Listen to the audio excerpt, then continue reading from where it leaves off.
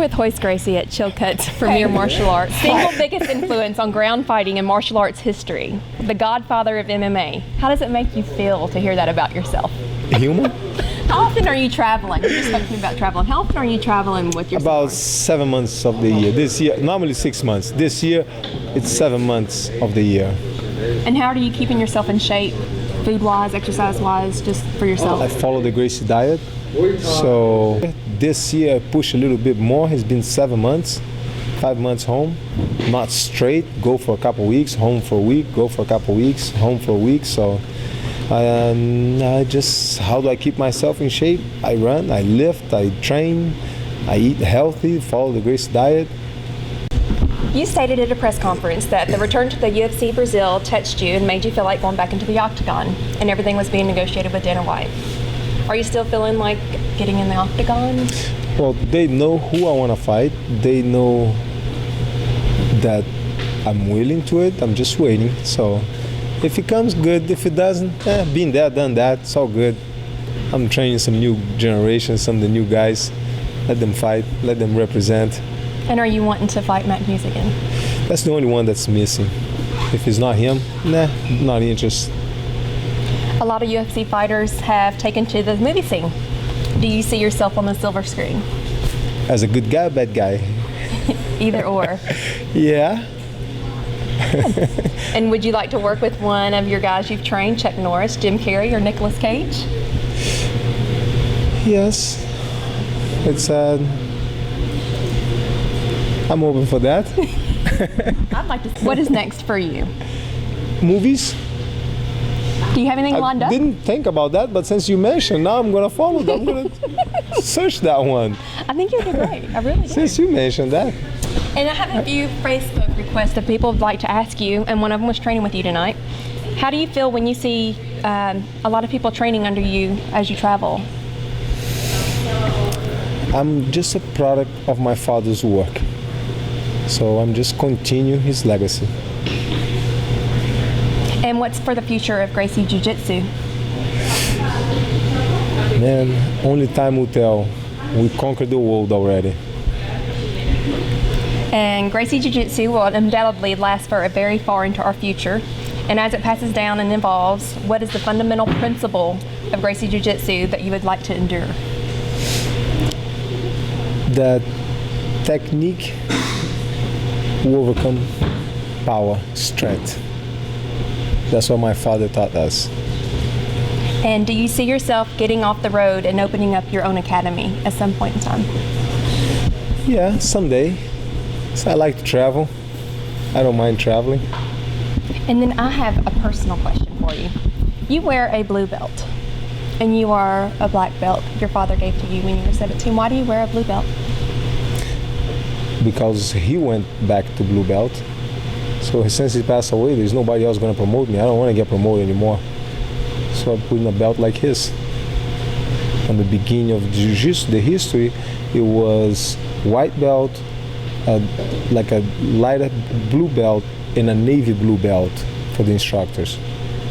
They create the federation in about 1965 to 70. 1970, they created the Jiu-Jitsu Federation, the Brazilian Jiu-Jitsu Federation, and then they create all the ranking. So my father was awarded the red belt, but after a while, people getting black belts and they don't know the self-defense program. It's kind of like Bob Sapp walking into a karate school, knock out all the instructors. That means he's a black belt in karate? No, he's just a beast of nature that can fight. So because he knocks out the black belts in karate, it doesn't make him a black belt in karate. Because he doesn't know the katas, he doesn't know the system. So a lot of people don't know the system, and they start to get promoted to black belts and red belts. And my father, in protest, went back to blue belt before he passed away, a few years before he passed away. So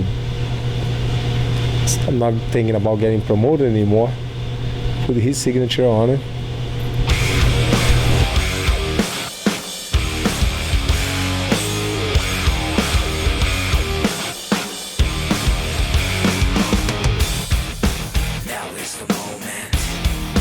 I waited for.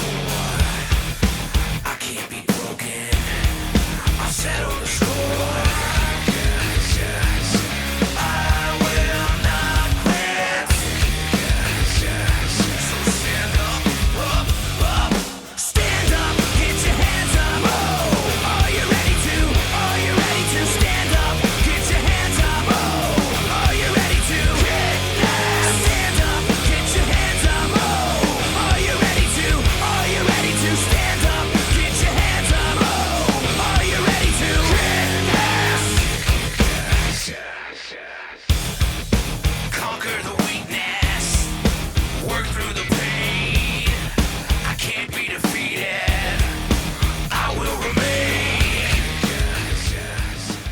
here with Chad Chilcutt and ROYCE Gracie.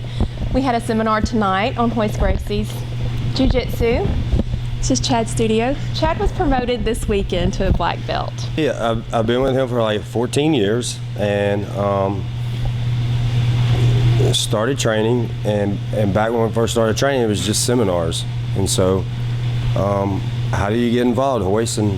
And it was like, call the academy and see what you can do. Come out and train at the academy, and started seminars, and that's how we began. We had just a bunch of guys. We were training real hard, and one thing led to another, and then I found something I actually had a passion for, and it became like not just inspiration, but kind of like a big brother to me, and guided me, and then it's like and go through the ranks, and nothing was given, everything was earned, and you have to be patient, and that's what it's about. So integrity and 14 years later, loyalty, all over the world, through Japan, and perseverance, and demos and fights, and we've got some young talent coming through, amateurs that are doing very well that I'm proud of, and just keep moving forward. It's an honor to be one of his black belts. Do you have any words of advice for any new up-and-coming MMA fighters or people looking to get into the sport? train. Get up and train. There's a lot of talented people out there. There's a lot of tough guys out there. But without the discipline to get up and train, you're not gonna last long. Anything you would like to add? Follow me on Twitter at RealRoyce. My fan page is over there too. The picture with the big Akibono and I. Follow me on Facebook. The Real Chad. And that's it.